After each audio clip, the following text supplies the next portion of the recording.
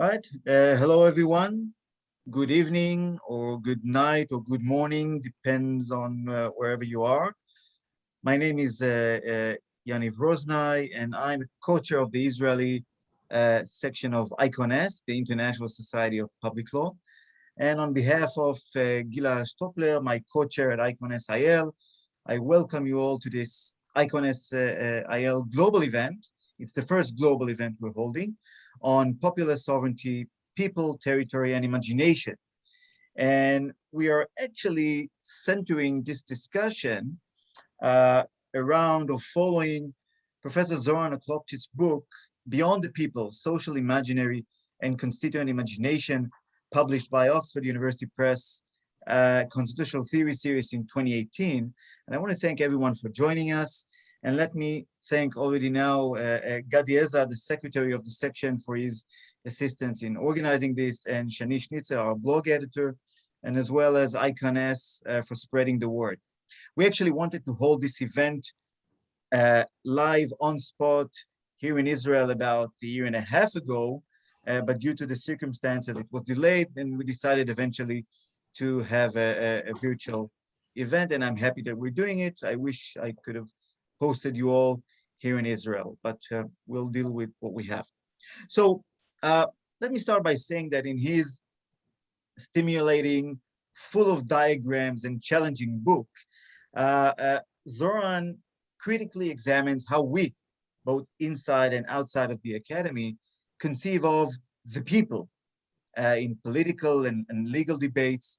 And Zoran, I think, provocatively offers a pioneering reinterpretation of the various vocabularies that we use of popular sovereignty, self-determination, constituent power, self-government, etc. And he tries to show, I think, how the mutual relationship between these different terms center on basically imaginative choices that we make. And if one just looks at the book, he surveys the images and allegories that various theorists and politicians use when they invoke the name of the people. And this book really is amazing in the sense that he critically engages with countless theories such as Schmitt, Kelsen, Lefort, Charles Taylor, and many, many, many others.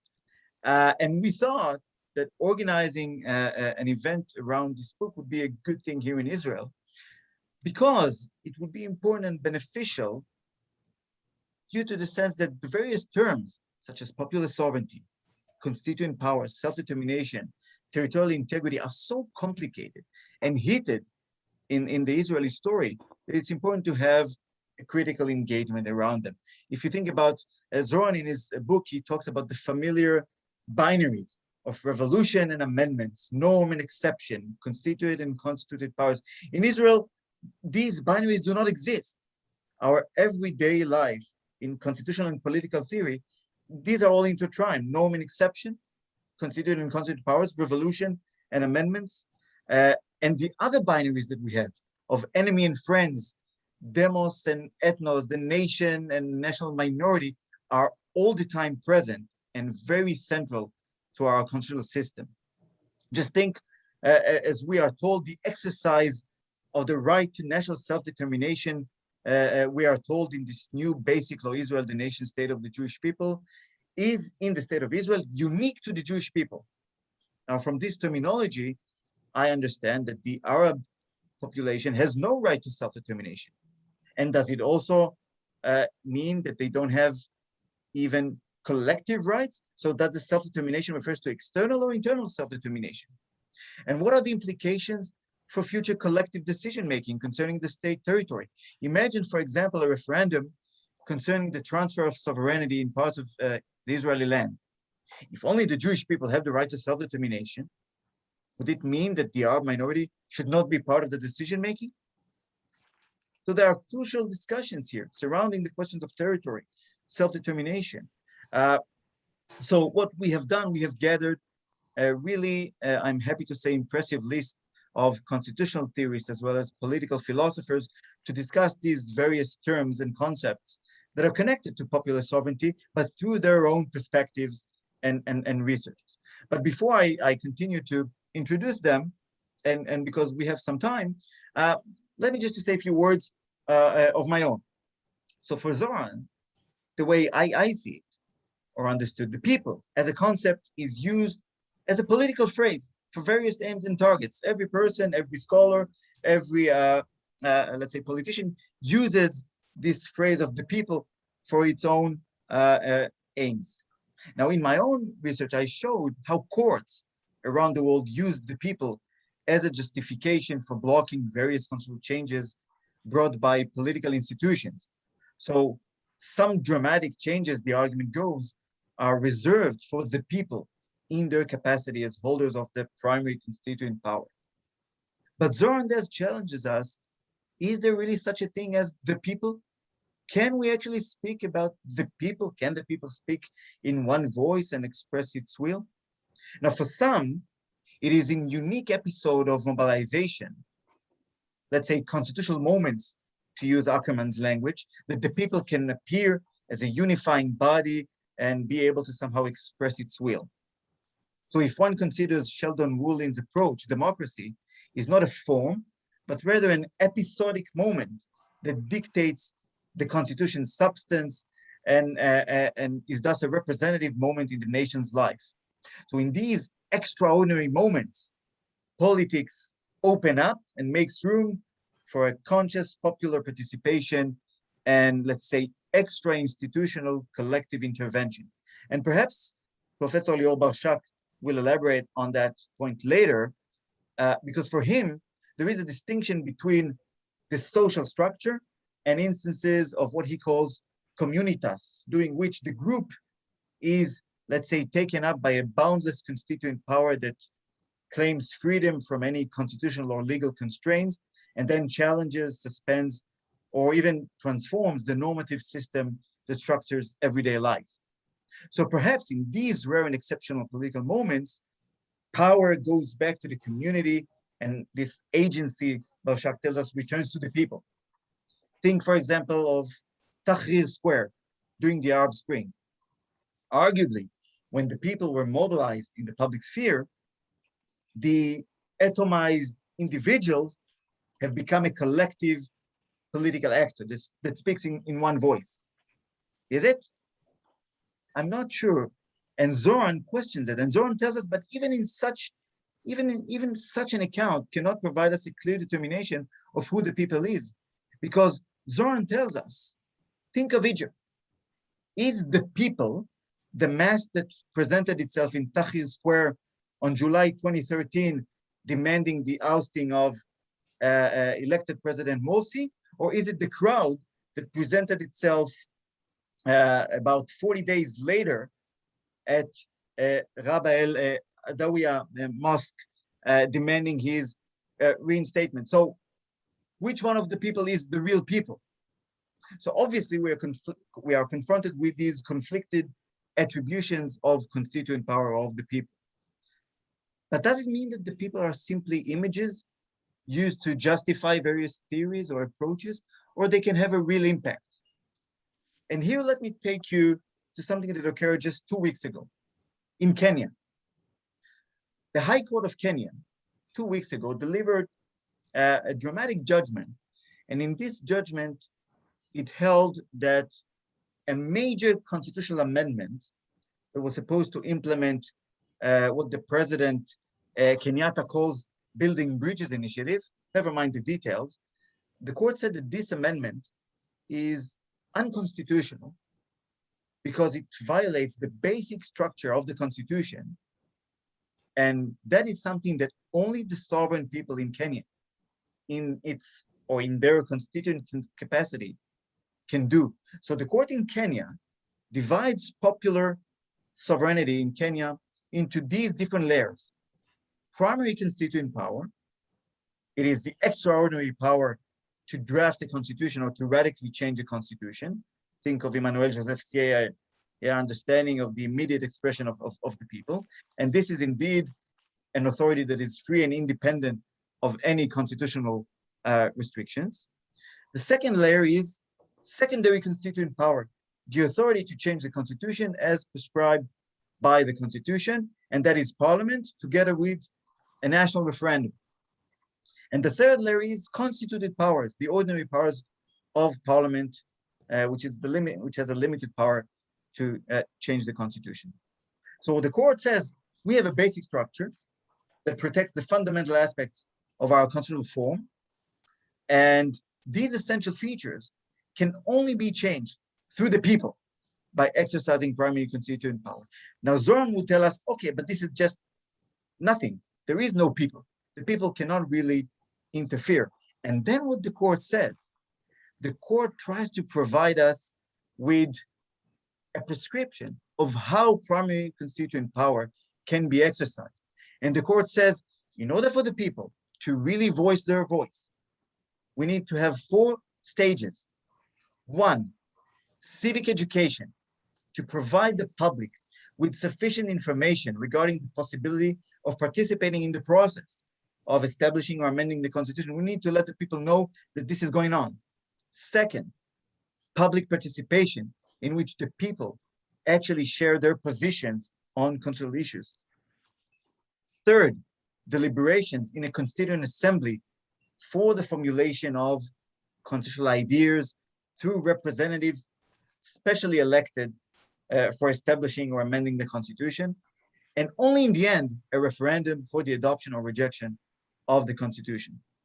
Now, if constitutional theory until now regarded the people in its original constituent power capacity as either the initiator of the process, let's say the popular initiative mechanisms that we have in various places, or as the ratifier in the end, what the Kenyan judgment tells us is no. For constitutional moments to truly manifest the people's will, popular participation in these constitutional moments should not be limited to a yes or no vote in a referendum, but should extend to the stages before, during, and after the process of constitutional change. So, in other words, one can say that this is a manifestation not of this is a manifestation of we the people, not we en français, we the people, yes, the people said. It's a real exercise by the people. Now, Zoran writes that a sovereign people is a concept which is always an abstract, someone to something. It's the bearer of constituent power. But here the court is giving us a clear guidebook on how the people can exercise their constituent power. And I'm eager to hear what Zoran would have to say about this case. So, without further delay, let me move on to our first speaker, Tamar Rostovsky-Brandes. Tamar is a senior lecturer at Ono Academic College of Law. She holds a JSD degree from Columbia University School of Law. Her research focuses on the intersection between international law and domestic law, and on the intersection of law and political theory.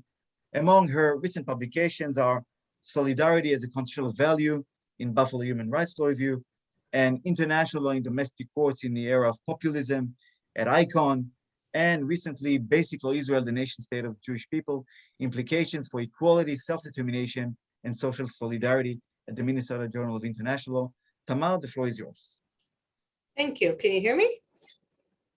So it's great to see everyone. Thank you for the invitation. We have 10 minutes each, right, Yaniv? And we're very strict with times. So first I want to thank Yaniv and Zoran for the opportunity to say that Zoran's book is thought-provoking and challenging would be an understatement, Zoran. But it is thought-provoking. It's one of these cases where you don't just say it's thought-provoking and challenging, but it really, really is challenging in many levels, in a good way, in a way that, made me actually think about it, not just open in a random page and say, I'll say something about this chapter. And I want to open by saying that I actually relate to what I think is the underlying premise of the book. Zoran might say I'm wrong, which is that the main problem, as I will phrase it, stems from the fact that liberalism doesn't offer a good theory of borders. And I'll explain why I think this is the problem. So on the one hand, this notion, an idea of we the people, which Yaniv just talked about, is the underlying value or principle or story or narrative of liberalism, or at least Republican version of liberalism. But on the other hand, no matter how hard we try, and there have been, attempts, and no matter how deep we dig in, eventually there is no good liberal theory or satisfactory good liberal theory of borders, which means that the state and we the people is at the end of the day arbitrary. We have a random, arbitrary definition of the political unit, and we have to work with that in the world. So if we're working with it, so on the one hand, we have this idea, we have two, I call it the internal and external concepts of sovereignty, right? So the internal concept of sovereignty in liberalism is a very rich concept of sovereignty, in which we the people is supposed to be the basis of legitimacy, and as a result, the basis of justice. And this idea of sovereignty and justice and legitimacy underlies the entire state system and structure, and of course the legal system. And then we have the external notion of sovereignty, which the only place from a legal perspective where we can find it is the international law notion of sovereignty, which is a very thin and sad notion of sovereignty, which basically said, well, either non-intervention or a very thin kind of Quebec, if there's no other sovereignty, if there's no peoplehood, if there's no other alternative. And all of the theories and cases, in my opinion, that try to bridge the two still do not do a good job. So we still have a very difficult job of building, of bridging the internal domestic sense and notion of sovereignty and the external international law world notion of sovereignty. Now, when I think of this idea of imagining the nation, imagining the people, I want to comment on 2 points, which I think are interesting in this respect. The first question, which I think is important, and it is who is imagining? So if we're talking about an act of imagination, and I completely agree that the attempt to try to offer these kind of top-down theories of identifying a people don't work. But if we talk about imagination as an act, so the first question we should ask is who is imagining the people? And that, of course, has a direct effect of who is perceived and referred to as the people in a specific case. And I'll give the example on Israel on what I mean with respect to who is imagining the people. The second question is, where is this process of imagination taking place? Where are we sitting when we're imagining? Are we sitting in a state? Are we sitting in a political community? Are we sitting in the United Nations and trying to imagine the people? And I think that our position, or where we sit when we imagine the people, also obviously has a direct effect of what we define at the end of the day as a people. And I think that these definitions often clash. The definition of those who sit in a particular place and those who sit in a different place. Now, I want to start first with the act of imagining the people. And here I want to give an example of a case, we all bring case, those who know my work know that I like to write about this case a lot. It's the case of the Israeli Supreme case of 2013 of Ornan, which is, I think I'm probably one of the only ones that write about it. I think it's a very important case. I think that it's a very interesting case. I think that most Israeli scholars ignore it because it's not a practical case, it's a symbolic case. And as lawyers, we tend to be interested in cases that have real life implication. And this one doesn't have that much real life implication, but I think it's important because I think what we can learn from it affects what we can learn from it about the court and how the court imagines a people has practical implications in other cases. And I want to explain what I mean. So the case of Ornan, deals with the petitions of a group of Israeli citizens of various ethnicities, religions, Jews, Arabs, who approached the Ministry of Interior Affairs and asked to be registered as Israeli by nation in the Office of Interior Affairs. So the state registrar registers people by nation. Some of these petitioners were registered as Jews by nation, others, and they requested to be registered as Israeli, which led the court to hold a legal discussion on the very political science situation of whether there is an Israeli nation. And if there is an Israeli nation, what are the characteristics of the Israeli nation? And do the petitioners belong to the Israeli nation? Now, I often tell my students that the Ornan decision is a great example of a Supreme Court decision that would fail as a seminar paper in political theory.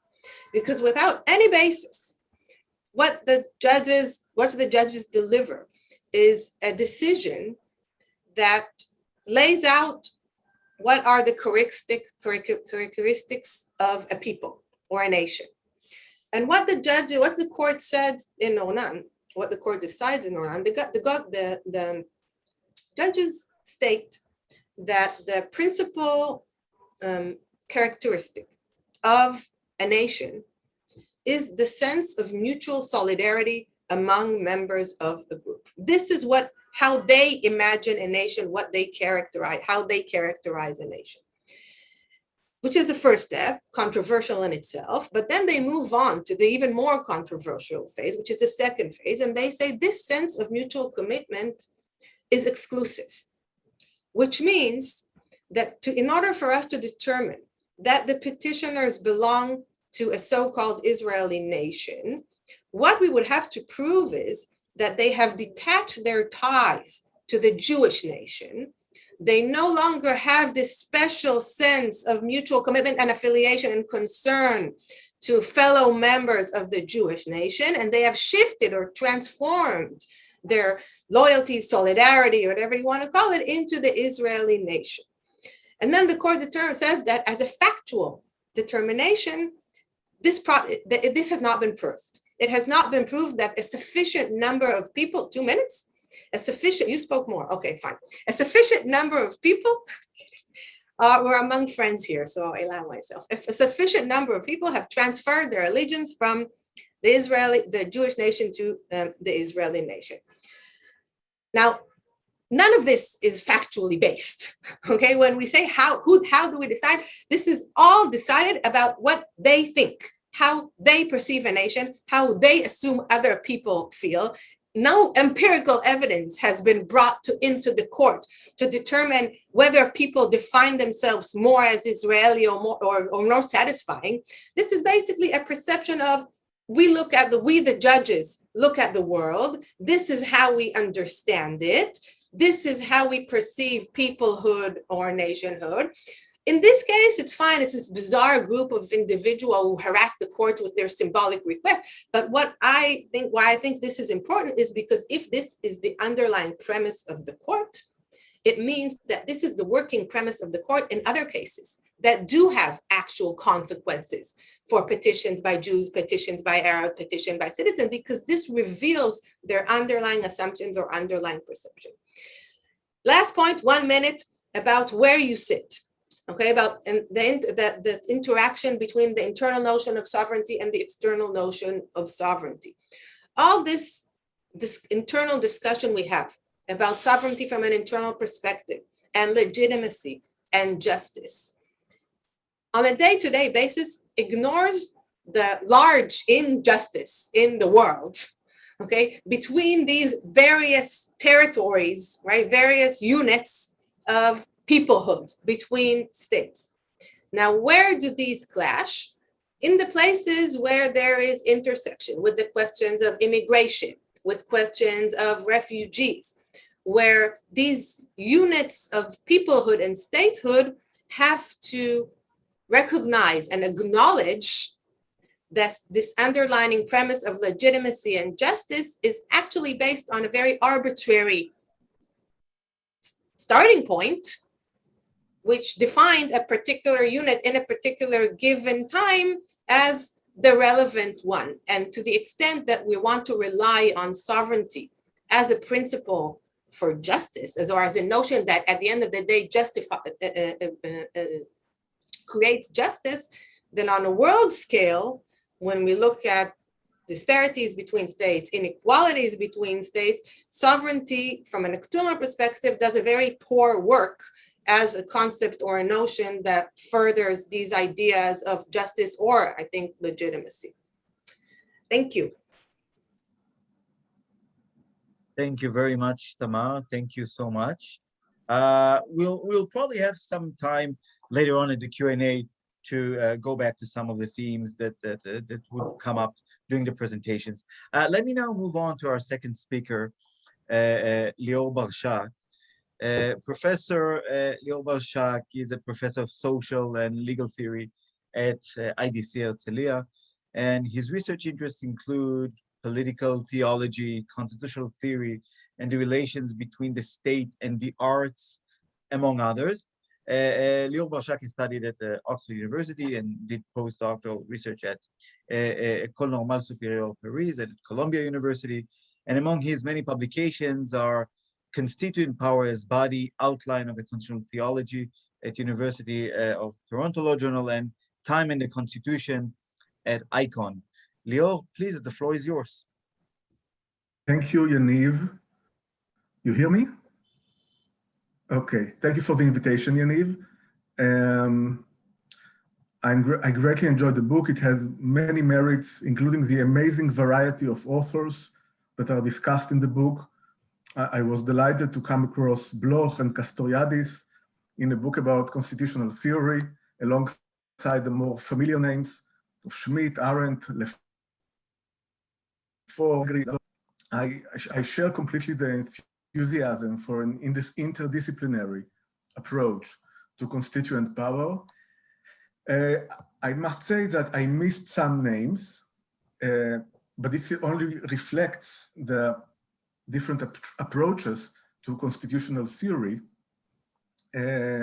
My own personal intellectual heroes, Freud, Durkheim, Lévi-Strauss, Godelier.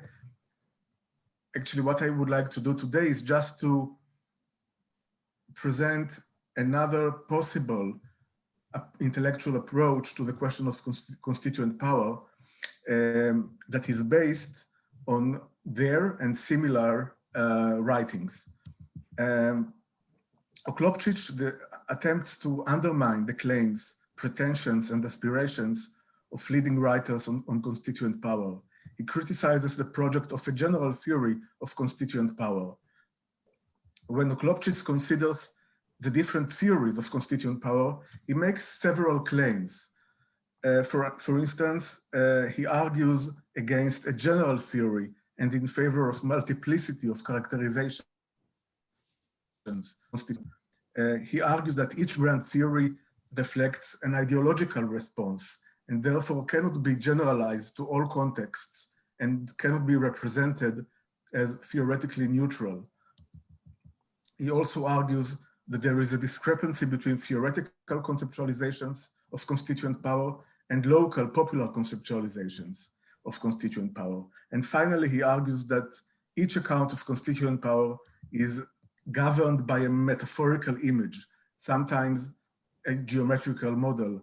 Unfortunately, the general accounts are unaware of the limitations imposed on them by the metaphors which govern them.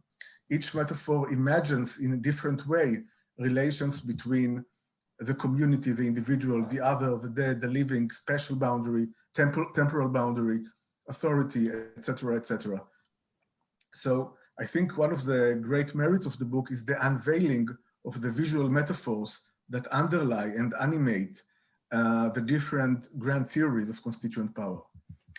My own very personal theoretical inclination is not to give up on the general theory of constituent power, despite the flaws and limitations that Oklopchich finds in existing accounts. Actually, my approach is very old-fashioned. In my view, a general theory should be universal, reflective of popular notions of constituent power, politically neutral in the sense that there is no political agenda behind it and that it can explain all kinds of political uses and abuses of constituent power. And fourth, general account should accommodate a large variety of seemingly incompatible and even contradictory metaphors and images. So actually, despite all the criticism and powerful arguments that Oklopchich makes in the book, there are good arguments against the particular theories that Oklopchich considers, but maybe we can overcome these arguments and criticisms in another theory of constituent power. It is true that constituent power is an imagined entity, but this does not make theorizing about it arbitrary. Freud and Durkheim claim to have identified universal or almost universal images of law-giving authority. Levi-Strauss criticized them and substituted the symbolic for the imaginary. In recent years, Maurice Godelier rejected Levi-Strauss' preference for the symbolic and rehabilitated the project of articulating universal structures of the imaginary. For example, I would like to say a few words on the work of Godelier, because I take him as a representative of an intellectual tradition that is very promising in my view, but which fell out of favor, but it is still alive and sometimes even kicking. So I will just say a few basic facts about Godelier's work. On the basis of numerous empirical studies, Godelier has argued in his book, The Metamorphosis of Kinship, that in all societies, kinship is based on the image of bodily substances passed as intergenerational gifts from generation to generation. And I stress the words in all societies. So there is an aspiration for a universal account of kinship. In his book, The Enigma of the Gift, Maurice Godelier has argued that the images of a collective body and intergenerational gifts explain the enduring authority of a constitution made in the past by the constituent power of the people. Godelier's account is just an example. It is an example for the pursuit of universal structures of the imaginary. This project was heavily criticized by post-structuralism and deconstruction, but it is still, as I said, alive and kicking. Myself, in my work, I've proposed an account of constituent power that brings together Victor Turner's theory of communitas with the concept of the corporate body developed by Main, Maitland, Ratcliffe-Bound, and Kantorovich. But of course, this is just another example. What I would like to do is really just to suggest that this intellectual tradition of anthropology and psychoanalysis, which looked for universal structures of the imaginary and the symbolic, is still relevant for a theory of constituent power. As Godelier explains, it's not only a question of the imagination, because these imaginary structures are built into the fabric of reality. We conceive of the world through these imaginary structures. So, of course, it is connected to actual actions and historical events, as Yaniv said at the beginning. Of course, there is the question, how do we choose between these theories? If we have different accounts of the different psychoanalytic or anthropological accounts of the collective body, how we choose between them? This is a difficult question in social theory, but of course, there are the different intellectual criteria. It's a vast issue. The notion of what I want to stress is that the notion of the collective body can accommodate so many of the contrasting images that Oklopchich describes. It is at the same time inclusive and exclusive, present and absent, oppressive and emancipatory, self-identical and divided, norm and decision, and so on. So I think there is still a point in trying to articulate universal structures of the imaginary, which can accommodate all the different metaphors without losing the unity, okay, being still valuable. And I'm not sure, but I hope that such an interdisciplinary approach can meet some of the difficult challenges raised in the book. Thank you. Thank you very much. Thank you, Leo, very much for this thought-provoking intervention. And you've even left us 1 more minute so Amal can enjoy this extra minute if you would like. So let me introduce our next speaker. Unfortunately, we were supposed to have Ayelet Banai now as a speaker, but she wrote me that she has a last-minute thing that unfortunately she cannot join us. I hope perhaps she will be able to join us later on. In the meanwhile, let me please present Professor Amal Jamal, who is a professor of political science at the School of Political Science, Government and International Affairs at Tel Aviv University, and head of the Walter Leibach Institute. He holds a PhD from Freie University Berlin, and his research fields include state structure and civil society, political democratization and civil liberation, social movements, media exposure and cultural industries, minority nationalism and struggle for civic equality. He is the co-editor in chief of Public Sphere Journal, I think, and among its many publications, Israel's New Constitutional Imagination, The Nation-State Law and Beyond, and the Journal of Holy Land and Palestine Studies, The Creative Imagination of Juxtaposing National Traumas, The Holocaust and the Nakba, Journal of Genocide Studies, and Theorizing Half-Statelessness, a case study of the nation-state law in Israel. Amal, thank you very much for joining us. The floor is yours. Well, thank you very much, Yaniv. Thank you, Zoran, for the fascinating book. Thanks for the opportunity. So I would like to start actually with congratulating Zoran for this fascinating book. Very wealthy, very thick, I would say, metaphorically. Plenty of ideas, plenty of conceptualizations, and referring to really many, as the previous speakers said, referring to many philosophers of law and international law, and it's really thought-provoking. I have to admit that I had to read certain parts more than once in order to really understand what's going on.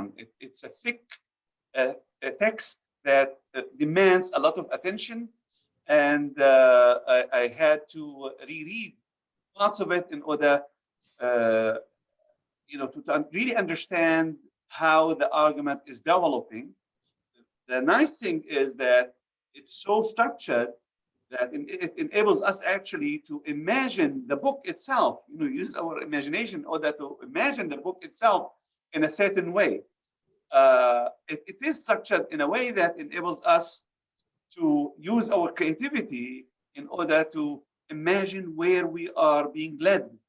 And I think it is a march in a way that makes us reflect on our patterns of thinking and on our ways of theorizing actually certain issues that we deal with on a daily basis. And that's why, as a political scientist and political sociologist, it was very interesting to relate what Zoran is actually trying to do in the book with Pierre Bourdie's reflexive sociology, actually. Trying to be reflexive, and to be reflexive means actually to locate ourselves in the, or examine where we locate ourselves when we look at certain social phenomena in order to explicate them. So our place is very, very important, where we locate ourselves and how we locate ourselves is very interesting. And it made me actually more aware of the importance of this positioning for it being crucial really to understand not only the text itself, but the way we imagine our reality and imagining imagination. Actually, this is a very important conceptualization that he introduces, imagining imagination, because if our thinking, if our theorizing is loaded with imagination, so imagining how we imagine, our reality becomes very, very interesting issue to look at. And this raises, of course, many questions because it is done imaginatively. And I think, and I'm posing a question here to Zoran to think about, if everything is imaginative, then even imagining the imagination, then aren't we caught in a vicious circle that actually does not enable us to try and go beyond the imagination itself in order to grasp reality and think about it empirically.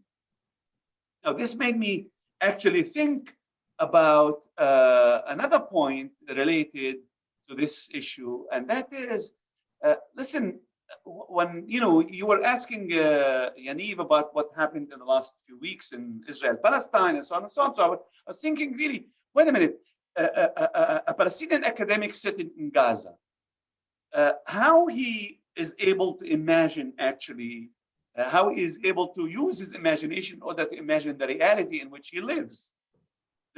How he or she, of course, can imagine the constitutive power he or she have as part of a political entity in which he has no say, actually, and all decision making, all the constitutive power is in the hands of actually a different people that is leading a policy that silences, metaphorically said, silencing him or her from being able to say anything about the reality in which he or she lived. So the issue of constitutive power as a political act raises many questions about who is able to join, and as Tamar had said before, who's actually able to join and who is not able to join. Who is the we here? And as scholars of the American Declaration of Independence speak about we the people, raise many questions about who is the we are talking about, and this is very deeply related to another concept that you addressed, and that is self-determination.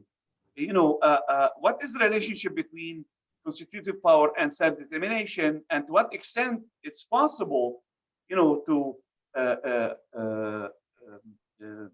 assume that people who have constitutive power include everybody actually that are affected by their constitutive power, and whether we have to introduce another, multiple or not homogeneous concept of constitutive power that enable us to explicate and understand realities in which this process of constitutive power, or this entity, or this agent, or this interlocutor of constitutive power is not composed of one, demos or ethnos or political entity. In other words, I would say that actually constitutive power could be actually a political act that includes and excludes at the same time, in a way that makes differentiations that we are not aware of, or we're not always attentive to when we think about constitutive power. And I think when we look at, the Israeli case, Yaniv mentioned the discussion you bring about Egypt, and you bring a discussion, very interesting discussion about Syria and Ukraine and so on and so on. But I'd like to use our case in order to, think about this issue of, political imagination, constitutive power, and the way, this power has been manifested in Israel since 1948 until now. And when we look at the Declaration of Independence, in which actually the constitutive power of the Israeli nation, or the Jewish nation, and question mark, of course, was instituted, then who was included in it? And of course, when we read the Declaration of Independence, the Arabs are invited to be part of the state, to take part. State of whom? Are they part of the constitutive power or not part of the constitutive power?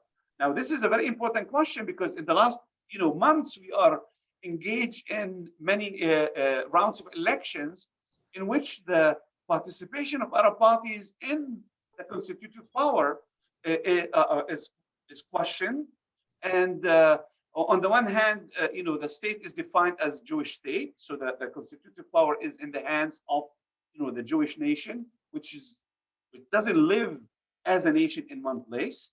At the same time, Arab parties are invited to become part of. They are somehow being given an opening to join. So actually, the owner of or the subject of constitutive power is not those who participate in the political game, but actually an entity that precedes the constitutive power or a priori the constitutive power. So this relationship between constitutive power and the agency that articulates this constitutive power becomes a very interesting question. I think that you have to tackle or deal with maybe in the future. This is one point. The second point I would like to make has to do actually with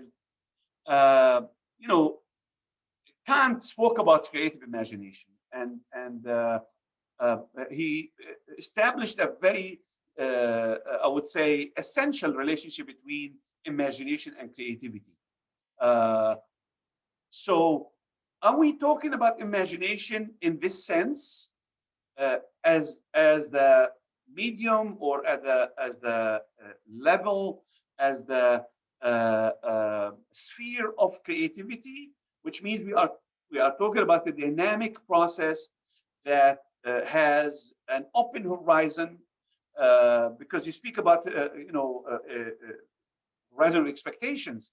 So what kind of horizon expectation is embedded in the constitutive power, and to what extent this imagination is creative in a sense that it's able actually to manipulate reality in a way that enables political power to be somehow exclusively inclusive. And I'm using Agamben's conceptualization, because when we look at the constitutive power in Israel, it is exclusively inclusive. It includes in order to exclude. So where is this located in the creativity of the constitutive power? Because it could be manipulative and actually entail an internal contradiction that enables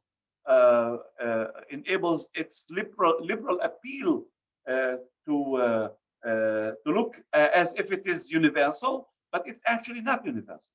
It's actually more ethnic than democratic. This second point. The third point has to do with you discuss hopes, and it's very important. You don't raise the interrelationship that hopes in Leviathan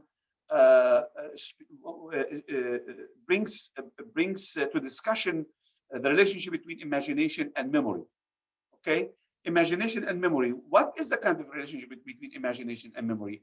Is imagination a memory? Because Hope speaks about imagination as memory, and I think you discuss the spatio-temporal dimension of constitutive power and political imagination. But what is the relationship between memory and imagination? Can we imagine beyond memory? Can we imagine? Is the constitutive power beyond memory? I mean, is it created to an extent that overcomes memory, or actually we imagine from our own memories? And when we talk about people and peoplehood and public power, is it contained within a certain national memory or ethno-national memory that disables it to go beyond the ethnos to the civic, to the more universal? Last point, Yaniv. Sorry, I know you gave me one more minute, so I'm using it. The fourth point I would like to make has to do with hope. I liked very much bringing in hope into the entire discussion, I myself, dealing with hope in the last few months for a completely different reason. But I think hope here is very, very important. And I think constitutive power is not only imaginative, is not only creative, it's also hopeful. And when we come to speak about constitutive power, the open, again, a campaign, leaving the horizon open, or more accurately, Derrida's becoming, the constitutive power as becoming, and the becoming could be open and could be closed. It could be based on closure. It could be based on actually an opening. And I think my treatment of the Israeli constitutional law has to do with the comparison between the Declaration of Independence, notwithstanding what I said before about it, but still it leaves an open horizon for people to join and become part of the sovereign, whereas the nation state law in Israel actually is based on closure. It's based on a rigid differentiation between friend and enemy, friend and foe. And you mentioned Schmidt very much. So to what extent constitutive power is actually based on closure or based on the open, and to what extent it entails hope as part and parcel of the imaginary of the people, and to what extent it's based on closure, and therefore it actually tries to look for borders that Tamar spoke about. Are we looking for closed borders? Do we have borders geographically and ethnically or civically, or we ought to leave it open in order to be able to include those who immigrate suddenly as a result of emergency situation, so they can join the civic nation as part of our human aspiration to make our constitutive power also democratic and liberal. Thank you very much. Thank you very, very much, Amal. At least someone has some hope, so I'm very happy to hear that. I'm pleased. And it's interesting what you've mentioned about the memory law, the relation between memory and imagination, as we are now witnessing around Europe and in Israel, attempts to control and redesign our memory through various memories laws. If you're not allowed to speak about the Nakba, if you're trying in Poland to have laws that shape or reshape how the past is conceived, how would this then influence our imagination and our constituent authority in that sense? And also the enemy and friend has become in Israel quite wild, because if in the past we thought enemy and friend easy, Jewish versus non-Jewish, suddenly there are parts of the Arab populations that are, oh no, you are friends, but parts of the Jewish nation, they are now part of the enemies. So this entire distinction becomes completely blurred at recent times. Thank you so much, Amal. And we'll move now to our next speaker, Meital Pinto, who is a senior lecturer at the School of Law, Tzfat Academic College, and the Faculty of Law, Honor Academic College. She has SJD from University of Toronto, a colleague of Zoran. She also served as the secretary of the Israeli Association of Public Law. Prior to that, she served as a law clerk to Justice Asher Grunis of the Israeli Supreme Court, who was also the Chief Justice in our Supreme Court. Meital researches and teaches in the fields of jurisprudence, constitutional law, and administrative law, and her main areas of research focus on discrimination, minority rights, multicultural societies, and among her recent publications, the impact of the Basic Law Israel as a nation state of the Jewish people on the status of the Arabic language in Israel, Minnesota Journal of International Law, the right to culture, the right to dispute, and the right to exclude, a new perspective on minorities within minorities, Ratio Juris, and taking language rights seriously, King's Law Journal, among many others. Meital, please, the floor is yours.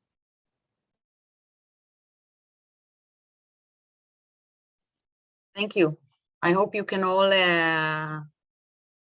hear me well.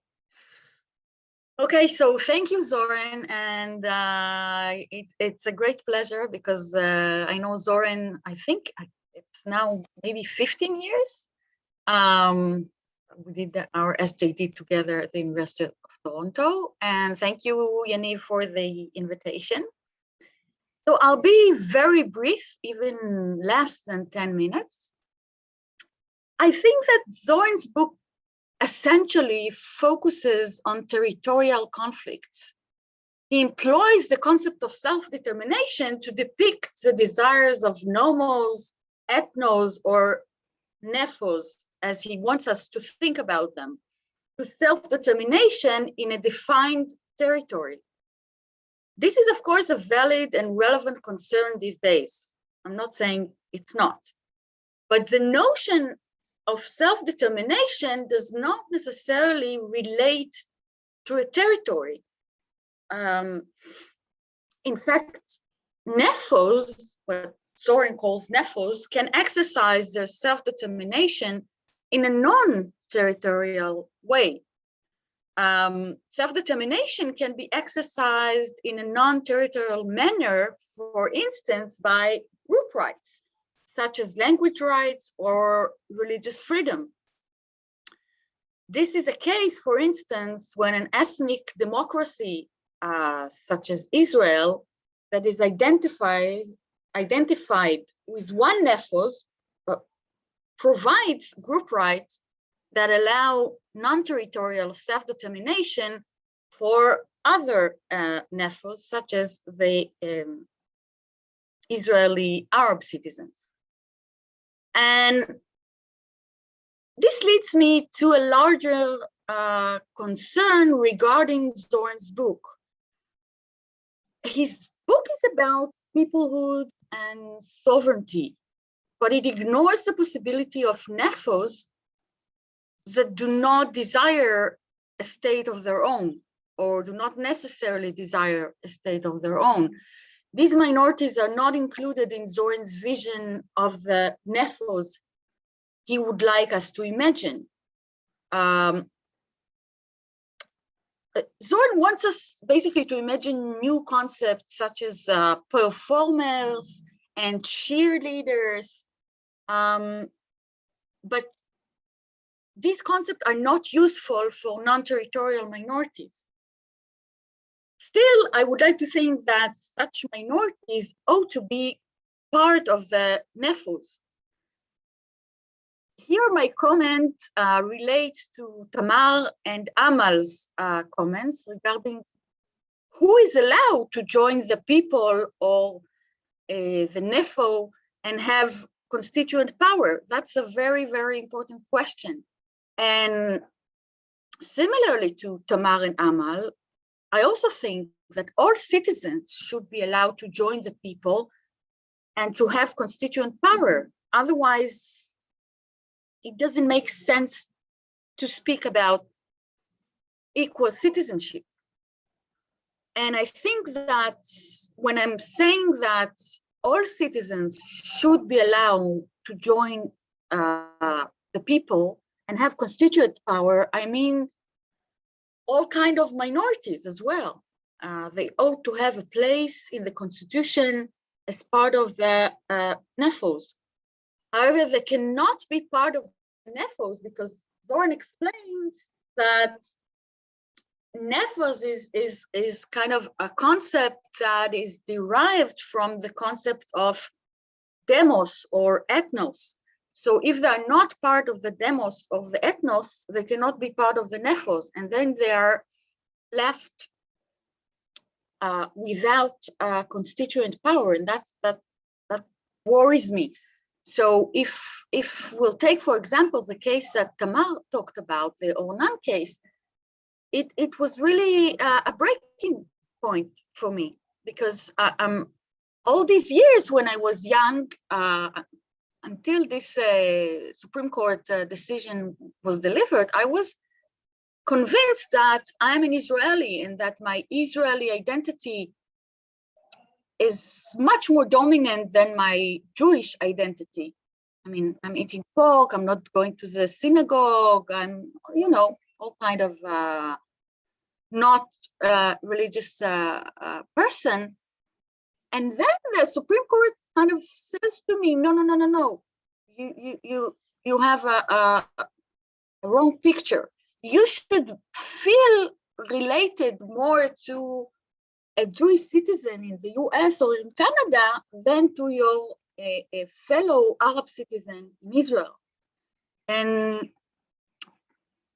I think we cannot let this conception stay valid in Israel, because there is no point to talk about equal citizenship if some of the citizens do not have constituent power. That's it. I promise to be short. Wonderful. Thank you so much, Meital. Thank you very much for this intervention. And we'll move now to our final speaker before we will let Zoran provide some of his own thoughts. And I have the pleasure of presenting Nicole Hochner, who is a senior lecturer in the Department of Political Science and in the program in Cultural Studies at the Hebrew University of Jerusalem. She holds a PhD from the University of Cambridge. Her research analyzes the production of political ideas in their social and cultural context at the crossroads of the late medieval and early modern periods.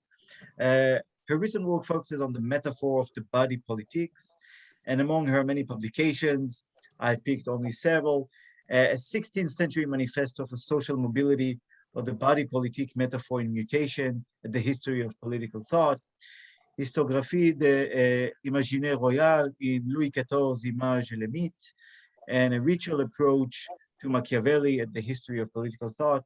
Nicole, please, the floor is yours. Thank you. Can you hear me? That's fine? Good. So thank you for the invitation. As you just said, I'm an early modern historian of ideas. So I feel a bit away from the scholars of law and legal study, and yet had so much to learn from the book. And congratulations. It's, as others say, it's a demanding book. I think I will need 4 or 5 years to read all the quotations and all the books that you referred to that I've missed on my way and I discovered thanks to you. So what could I add to this forum? And what would I say if I've landed on planet Mars and meet there a few Martian constitutional scholars who eventually have read Zoran Oklopic's book, and the Martians, as you know, are curious to know which approach is welcome on Earth or on Zoom with more enthusiasm. To be honest, they are probably making fun, at least of me, because as too many scholars, I was too quick to pretend to talk about political imagination, but totally unable to produce even one single image or even say something new. So such a book bears the testimony that it's far more easy to talk about the imaginary constitution or reconstitution of society, to evoke the powers of imagination, or to remind us that it's vital to dream of a better form of society than to actually practice imagination. I think the point is how we practice imagination. To say, I have a dream, give us a little sense of the effort requested to actually imagine something else. So this book is first of all for me about the effort, not only to read it, but the effort you need to invest in order to imagine. Quote, how unimaginative it is to imagine the defeat of the pictures. Totalitarian adventure, radiant futures, frenzious mechanics, cruel egg breakers with a more evocative, forward-looking, wishful images capable of provoking not a naive, as Lefort assumed it must be, but a cheerful optimism, end quote. What seems to me one of the many issues at stake is anxiety as the other side of enthusiasm.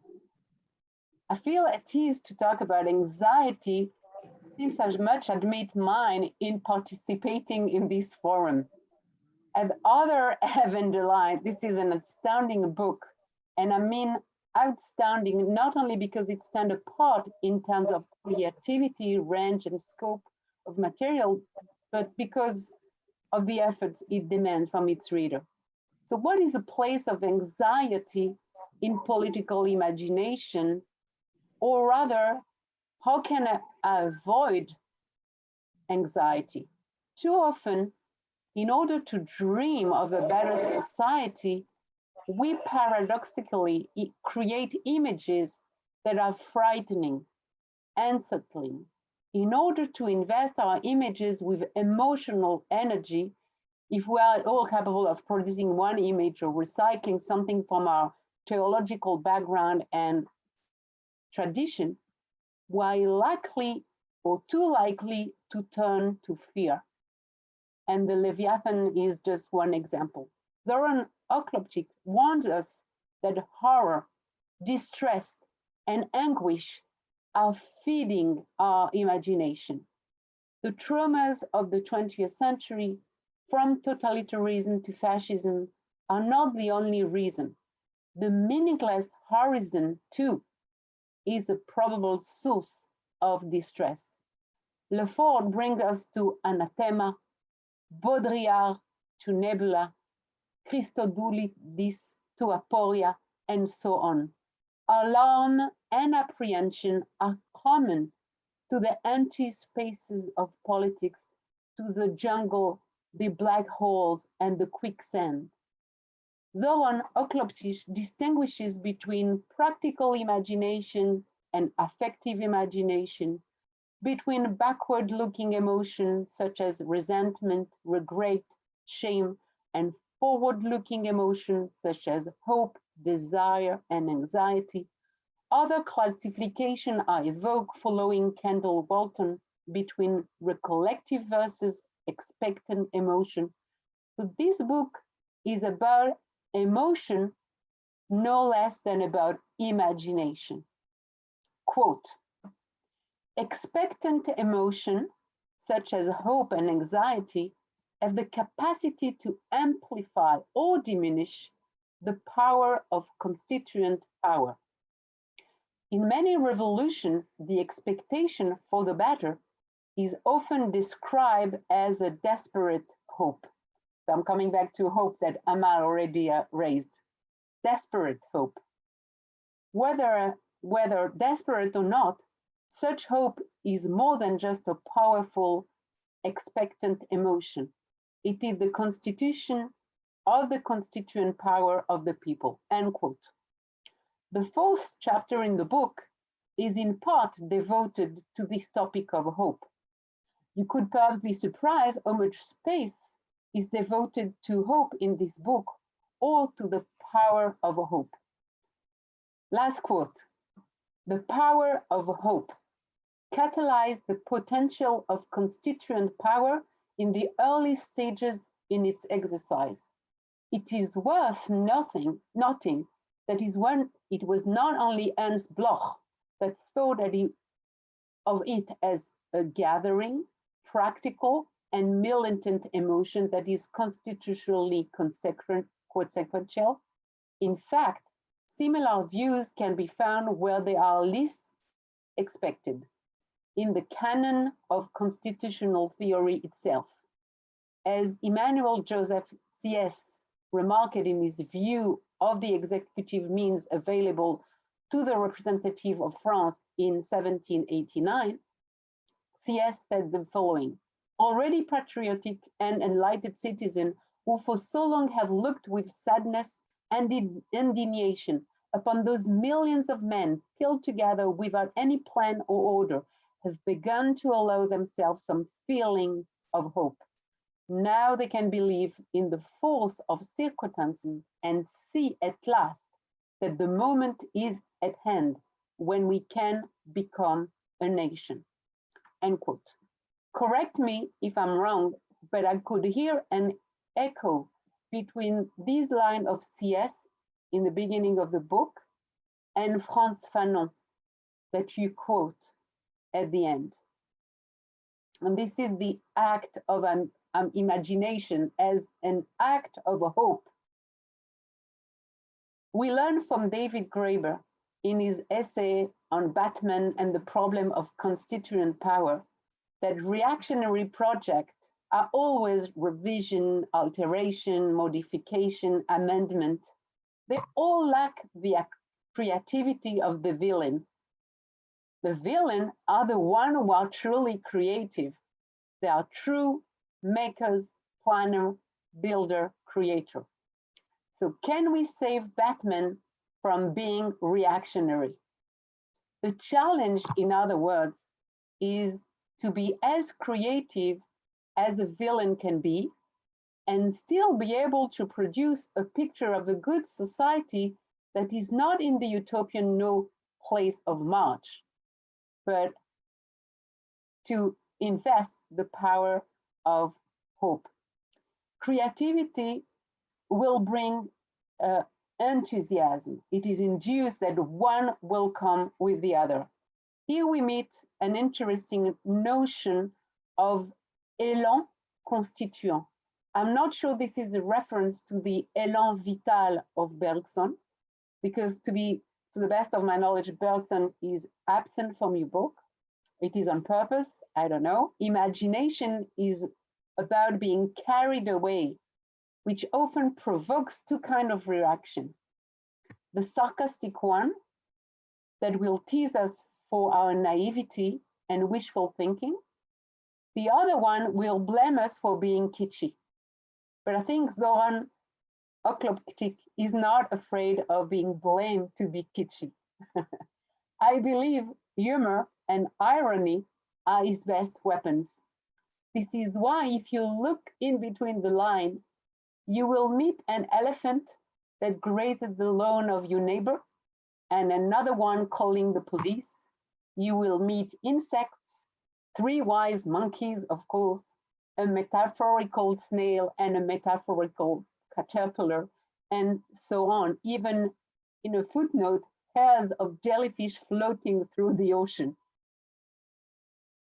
So what makes this book extraordinary is not only the erudition, but its aesthetics aspect, the visuality, its reflection on affect and emotion, and its humor and jokes.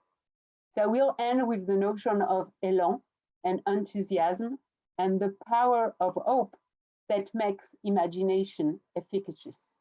Thank you. Merci beaucoup, Nicole. Thank you very much for this. Wonderful. So Nicole mentioned villains and creativity. So this reminds me, Paul Valéry is saying that it is the idea of abuse of power that makes one long for power. Power without abuse loses its charm. And I wonder whether this applies to constituent power as well. So let me now move to Zoran. But actually, you know, before I move to Zoran, just because Nicole mentioned the humor and visuality, excuse me, the humor and visuality of the book, let me see. Okay, I can do that. So I don't know if you can see the cover of the book behind me. So usually when you read constitutional theory books, there is a sense of the ship, right? The ship of the people heading away and whether we change or not. But here you can see how the people are being considered. It is the people, the poor people who are pulling the ship, right? So it tells you something about the book. So, all right, it's time now to move to our final speaker, our bar mitzvah boy, Zoran Okloptik, who is an associate professor at the Department of Law and Legal Studies, Carleton University. I'll be very brief with the introduction. Zoran holds an SJD from University of Toronto. He was, among others, a McCormick Visiting Fellow at University of Edinburgh, a junior faculty at Harvard Law School, and a Hauser Global Research Fellow at NYU. His research focused, as you could already tell, about the vocabulary of peoplehood in the context of state formation and the intersection between constitutional theory, normative political theory, and international law. And apart from this book that we've just been talking about, I know that Zoran is working on another monograph that focuses on hierarchy and the constitutional system. So Zoran, I'm very happy that we had the opportunity to organize this event, and I'll give you maybe 10 minutes to respond or comment or just say whatever you want. Don't feel compelled to refer to everything because there was a lot here. Know that I'm compelled. That's the problem. Anyway. But feel free to say whatever you want for, let's say, about 10 minutes, and then we'll open it for a few minutes for Q&A if there is something from the audience. Please, the floor is yours. Thank you very much, Yaniv. Thank you very much, fellow presenters. I have to say, I'm really, really touched. I can't describe how much I'm touched because that would eat out from my 10 minutes. So I better get back to business. I have like 5 or 6 headings that I was trying to organize my thoughts as I was listening to your presentations. I won't be addressing you specifically as a way to streamline my response. So I'd simply like to start with the first theme, which deals with the character of the people understood as the holder or as the bearer of constituent power. So what I'd like to emphasize, and I will do this throughout these 10 minutes, are the things that I wish I said or said better in the course of writing my book, but which your comments have evoked for me and inspired me to highlight today. So the first one is the distinction, the character of the distinction between fact and fiction. Because what I think that I should have mentioned more clearly, even in the book, is how constructed that distinction itself is.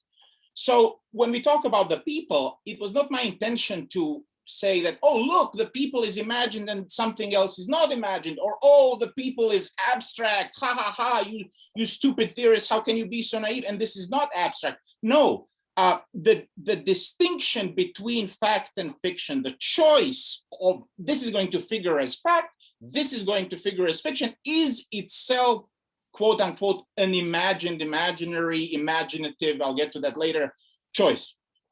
From that perspective, there is nothing more real about secession than about self-determination, or about partition than about, I don't know, secession. So those choices, again, are up to each individual theorist to make. So it is kind of funny when you hear people say, oh, look at these populists, they imagine the people, which is actually a fiction. And then they go on with a straight face to say, well, that's a problem because that undermines the pluralistic character of civil society, as if pluralistic and civil and society are not imaginative fictional artifacts, or the, you know, famous notorious tyranny of the majority. So, which brings me to the second theme that emerged in the context of your presentation, which concerns the role of liberalism, which I didn't really talk about much in the book, neither about populism. I didn't devote, regretfully, more time or space to discussing those isms. So what I'd like to say today, in a programmatic, maybe polemical fashion, is I wouldn't fault liberalism for anything, which is kind of funny because Cas Mudde accused me of being an alt-right troll once because I sarcastically poked him on Twitter. But anyway, that's a side note, too much information. So the reason why I don't think that there is a problem with liberal political theory or liberalism in general is because our understanding of boundaries, or our imagination of boundaries, our imagination of political bodies, of communitas societas, occurs at the intersection of categorical distinctions, metaphors of embodiment, and the underlying topography of social political space. So there is nothing liberal or illiberal about the fact that we slice human sociality into the regions of society, into the regions of economy. By the way, first half of CAS's What is a Third Estate deals with political economy. So when we talk about constituent power, I don't have a problem with that being a juridical or juristic concept, which again itself raises the question about expert authority and what those who approach it in that way claim for themselves. So I don't have a problem with that, but let's at least acknowledge that our celebrity, let's call them celebrity concepts, right? That our celebrity concepts, that the work they do in our little cinematic theorizing, that the work they do as in a real movie, they can only do it with the help of the supporting character actors. There is no liberal people without tyranny of the majority. There is no constituent power without 90% of the productive ones versus the 5% of the parasites. So if you read first couple of, I don't know, I didn't try to weigh it of what is a third estate. It is a political economy argument, which provides the basis for our juridical or juristic thinking about these concepts. So we have these categories, these distinctions between fact and fictions that we make unwittingly or half consciously. We have these different concepts which prop up the major concepts for them to be able to do what they do. We have metaphors from the famous pillar and temple in the scholarship of basic structure or living trees and yada yada yada. But we also have the topography of our political space, which makes our situated political existence radically different from the one from 300, 400, 500 years ago, when scholarship on statehood and sovereignty began to develop. This is another thing that I didn't mention in the book. Our political imagination, it's not just based on, as Edward Rubin says, outdated, nostalgic, medieval concept, which, by the way, is true.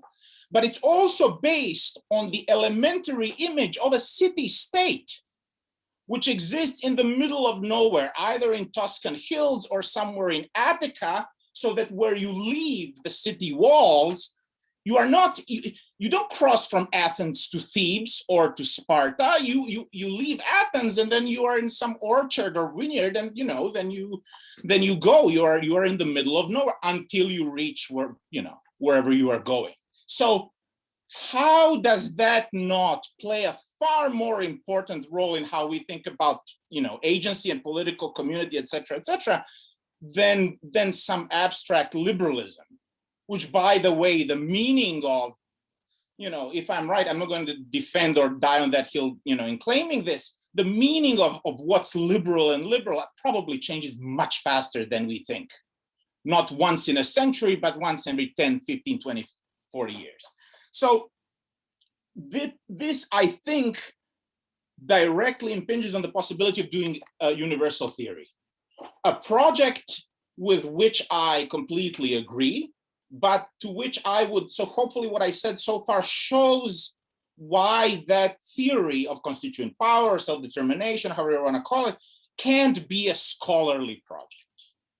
That can't be something that's disciplinary discipline. So I'm all in favor of such quote unquote theory, as long as theory means speculation and not juridical dogmatics, which that was my sense anyway from the comment.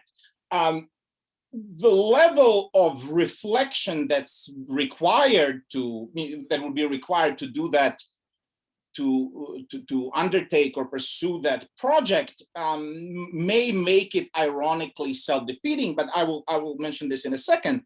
But what's important, again, is to realize that the universal itself, the distinction between universal and particular, again, hinges on these underlying structures of thought, and everybody has their name for it. Mental schemata, Bourdieu calls it structures of, I don't know, something. So it hinges on that. It prefigures what will count as universal as particular. Well, particular in ancient times or the times of Machiavelli was, Siena around with the walls around it. Today, obviously, sovereign state is not that. Sovereign state is like a cell, like a little blob stuck against other blobs, divided by, I don't think it's too fanciful to call it semi-permeable membranes. You leave Israel, you are in Jordan. You leave Jordan, you are somewhere else.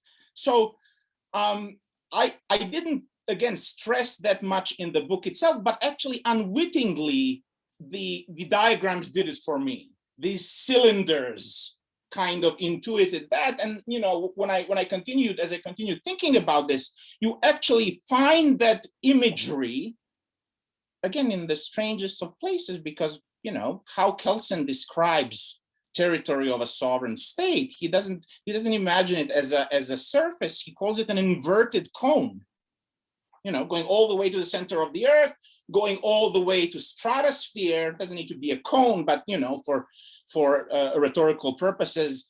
And you can imagine the world in that way, should you wish so, as a pomegranate, right? As a bunch of stacked inverted cones. Well, what's productive about this, whether it is, let's leave that really for some other conversation, but which brings me to the fourth theme, which has to do with the rhetorical aspect of the book, with the possibly self-defeating aspect of a, or a dimension of a project which imagines the imagination, or imagines, etc., and which kind of cannot but draw into this discussion the factor of a format, right? So that this is an academic monograph, but that it was written in a cheeky, vindictive kind of fashion where I indulge my inner graduate student to settle all the scores that I couldn't do before. And I'd like to say one little thing about that. I felt how I would feel years later about having done that.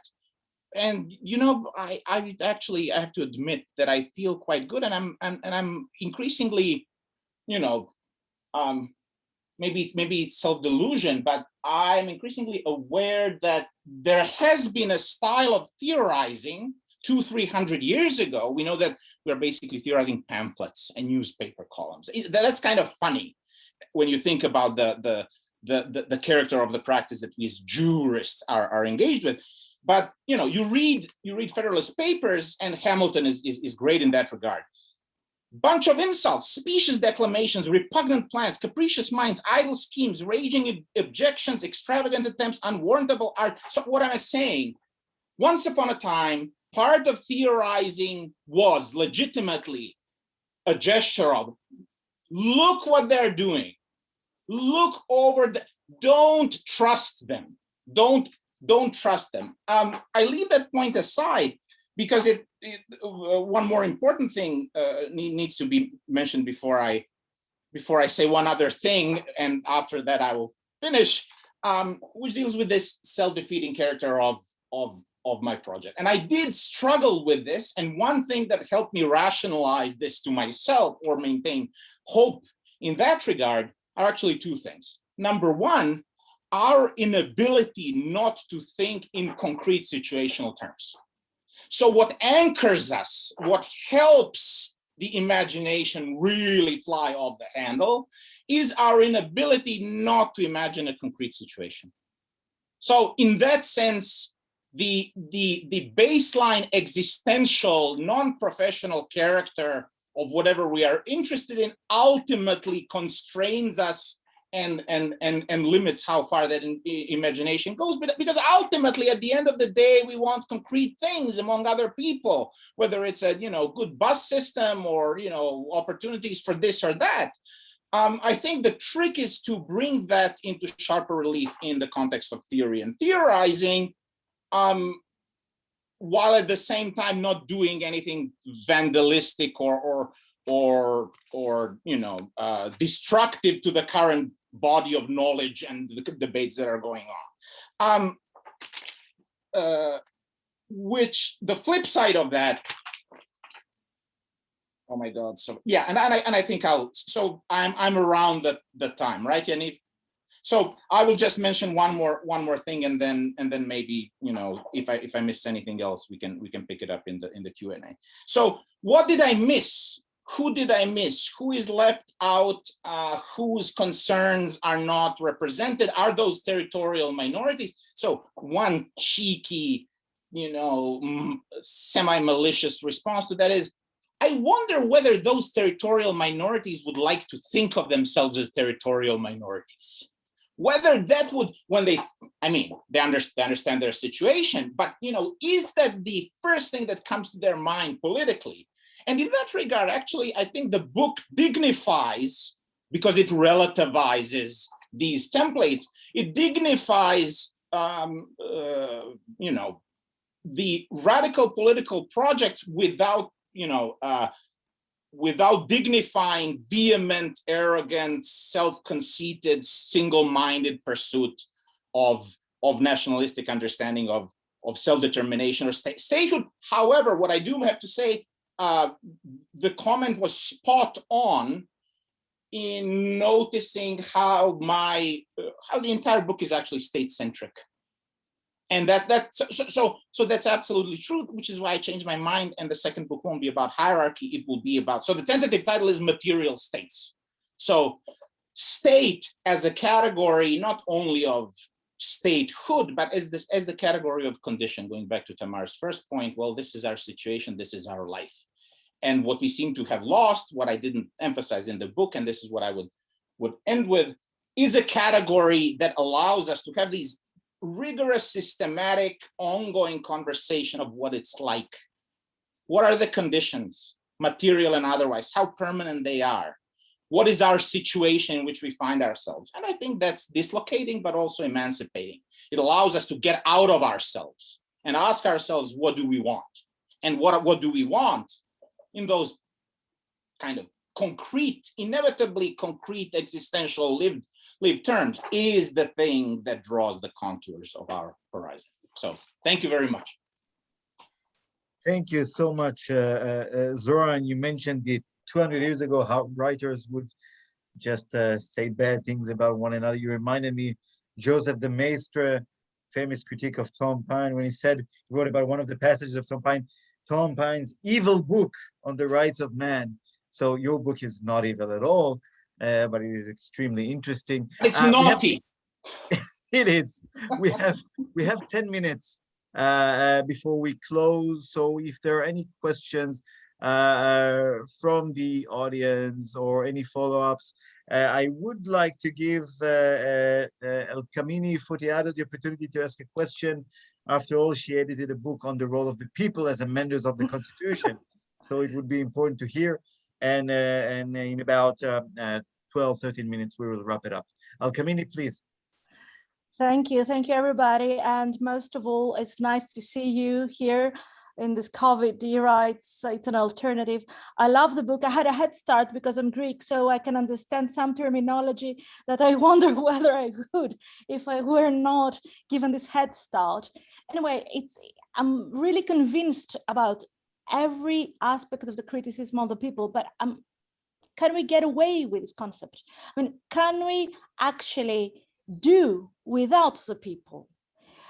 Can we talk about constituent power, constituted power, participation, etc., without a conceptualization of the people, imaginary or not? Do we always have to state where we begin, where we stand, how we see the people before we talk about constituent power and constitutional change? And more so when we do comparative work, which is one step of difficulty, because you don't have to state what the people are in Greece or in Israel, or in Greece with the refugee problem, or with Israel with several problems, or in Canada, etc.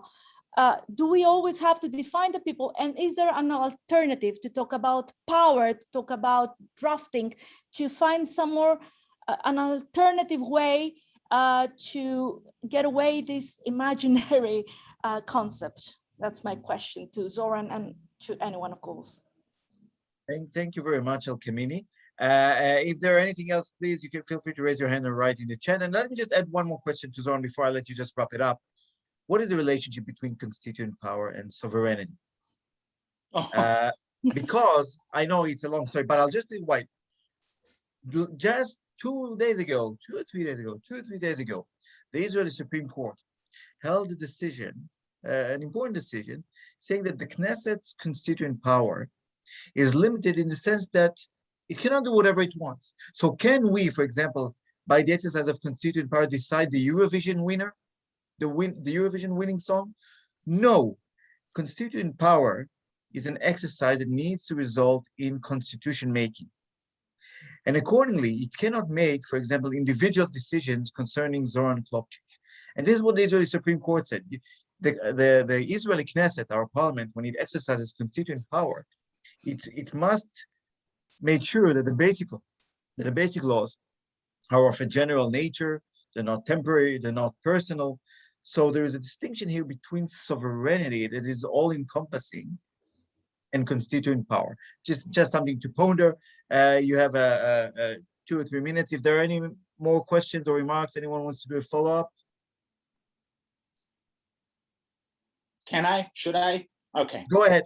Go ahead. So this is dangerously roundabout, but okay. So here it goes. I was reading Yanis Varoufakis's biography memoir about the crisis, etc., etc. He's as flamboyant as you would expect it, but one of the things stuck to my mind. So he's discussing about Alexis's ideas about getting a loan from Putin, etc., etc., a lifeline, which he rejected, Varoufakis, because, oh my God, what will others, fellows and allies in Europe think about ourselves, Greeks and Greek government, if we dealt with such a shady figure such as Putin, and we rejected it.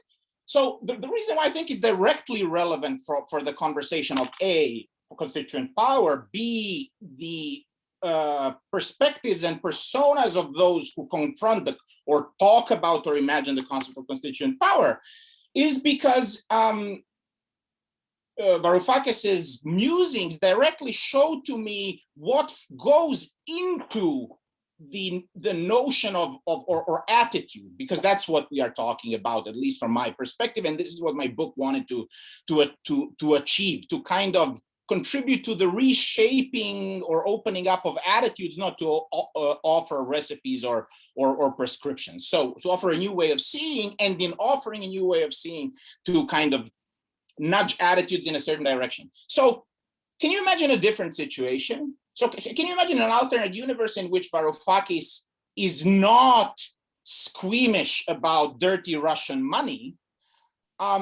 and then organizes a referendum in which Oxy wins, so that part is the same? Do you really think that in that situation, the will of the so-called Greek people wouldn't be heeded?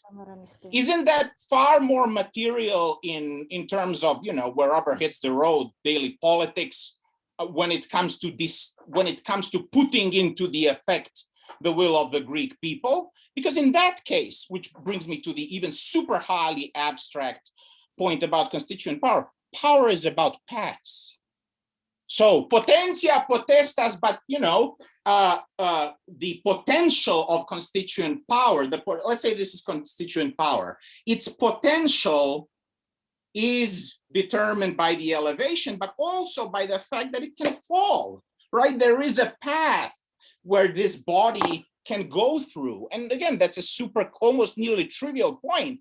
But in this case, it's absolutely vital, because if Varoufakis could force himself to imagine that lifeline as realistic, then there would be the constituent power of the Greek people, and that would be that. So to me, that's far more important for political purposes than who has the constituent power. It would have had, the power would have manifested itself. So in this case, what affected constituent power are civilizational, cultural apprehensions, where Greeks couldn't absolutely think of themselves as anything but European.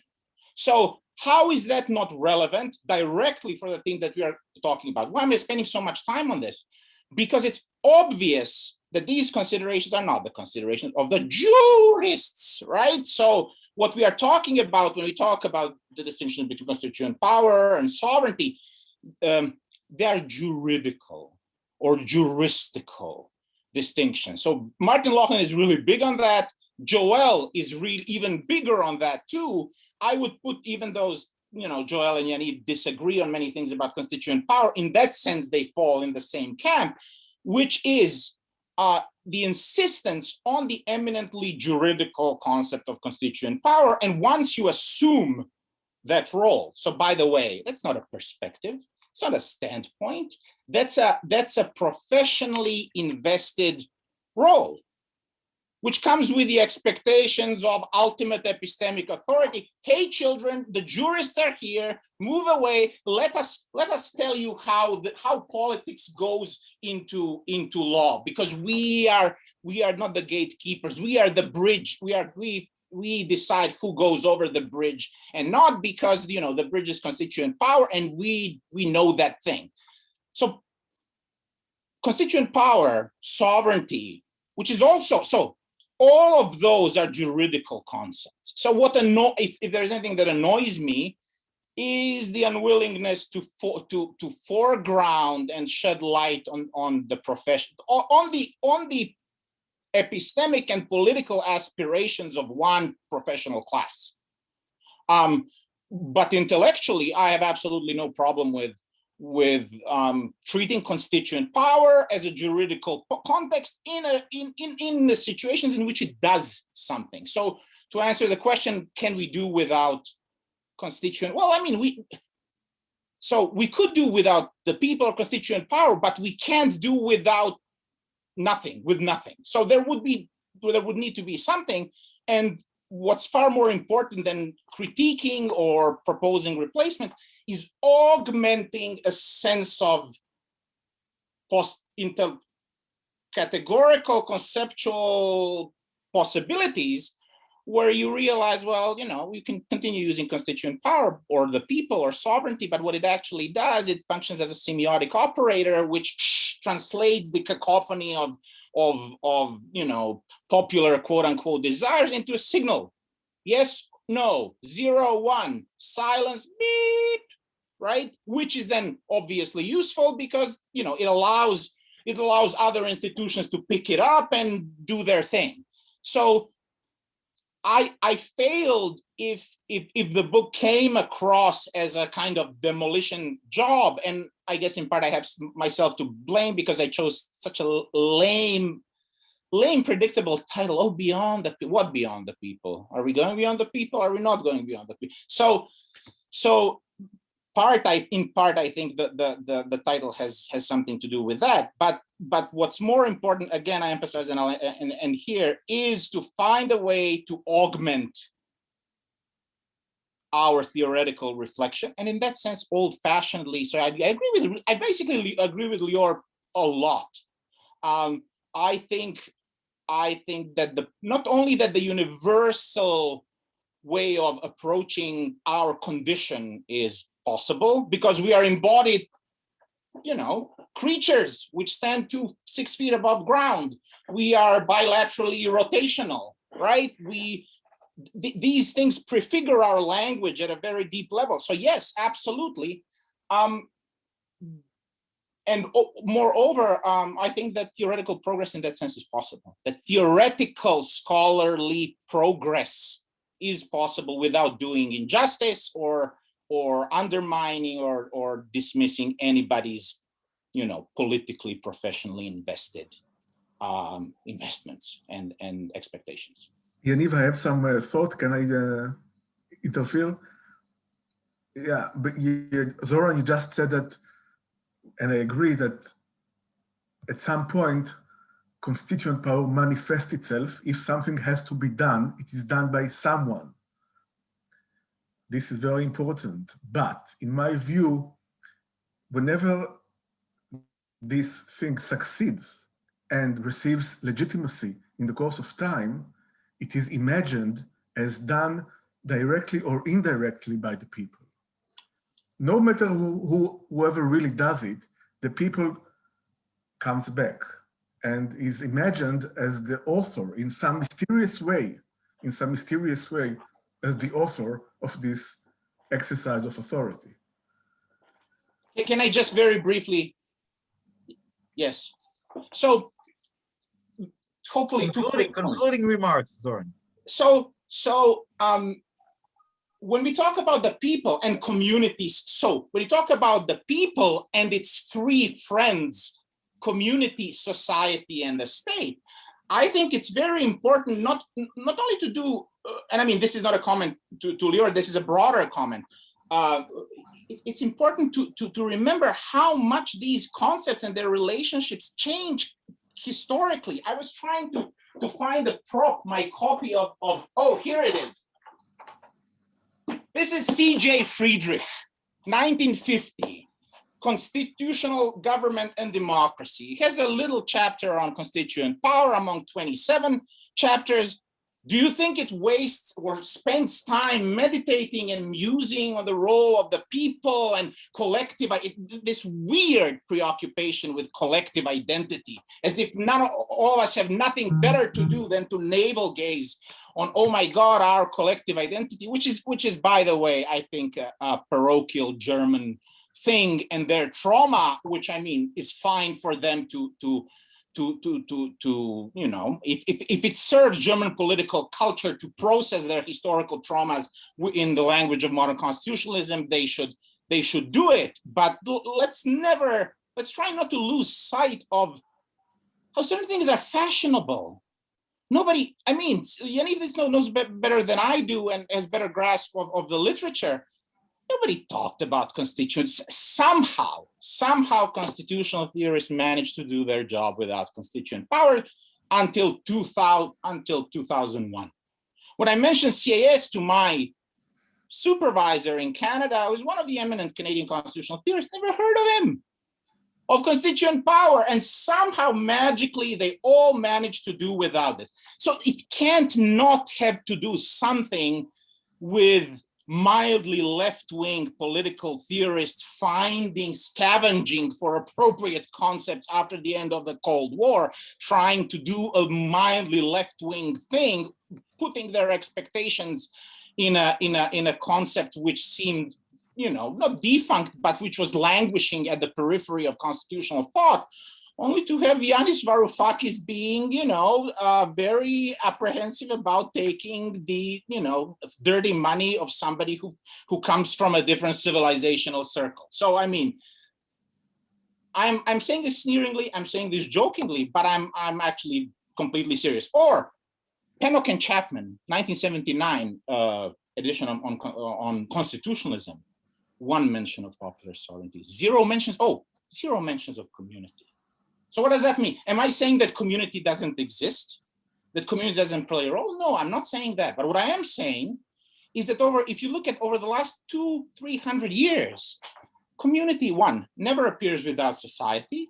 And two, they keep changing places. They're Tweedledee and Tweedledum. And always one of them is bad, one of them is good. Community or authentic, organic, nice society, artificial, bourgeois, constructed. No, so today we are in a different era. Society is plural. How pluralistic? I mean, it's plural. It reminds you on that, oh, you are unique just like everyone else. Oh, society is pluralistic and vibrantly civil, but community is something else. So our imagination, so to say, well, community appears or the people appear, well, that's a way of using a word to capture something which comes with and I'm okay with that, but that should come with a, you know, hard-nosed calculus of, you know, how did that work for us so far, whoever you or I or we are. So in that sense, I think, and to go back to Yaniv's point about the distinction between sovereignty and constituent power. So I just finished a book review on Joel's new book where I critique him for critiquing Yaniv and others for not taking into account, you know, that distinction. But I say, well, that again is a juristic distinction, and it's a choice that you are making, and there is nothing particularly real or realistic about sovereignty as opposed to constituent power. So both of them, so which one, okay, I'm repeating myself, which one will figure as juristic, which one will figure as not, which one will figure as political, is a distinction that jurists make for purposes which we may or may not agree with. And about that Kenyatta, so he's a villain, right? So he wants to build stuff, by the way, right? So just a side note, sorry, I'll end here, but I just reminded me. We have somebody who wants to do mega things, and he can't that because he's a tyrant. By the way, arbitrary etymologically goes back to capricious. And capricious is a behavior that's sudden, spastic, spasmodic. So a jerky behavior. So tyrants, when we talk about tyranny and all these things, you know, that they're jerks, or that there is something about, you know, us being very, very preoccupied with sudden movements and motions and large scale things, which makes you think, well, you know, maybe more sudden movements and motions and large scale things would have made us more prepared, you know, over the last year for things that we're experiencing. Anyway, sorry. Zoran, That was my last. thank you very, very much. Zoran referred to this book. I don't know if you, you can't see because of the background. Joel Cohen Rios' new book on constituent power and the law. Highly recommend in the same series. Zoran, I can only wish that all the manifestations of constituent power would have your energy. Then many of the revolutions around the world would probably end. That would be too dangerous. That. Guys, please allow me to conclude by thanking, of course, first Thank you very much. our participants, Lior, Nicole, Tamar, Meital, Amal, for joining us, and those of you who came here to listen. Thank you so much for taking the time to listen to us. As aforementioned, this was recorded and will be uploaded in due course to our YouTube channel. Zoran, it has been a pleasure as always to host you, and we congratulate you a year and a half later, but we congratulate you on this new publication. We look forward to your new project.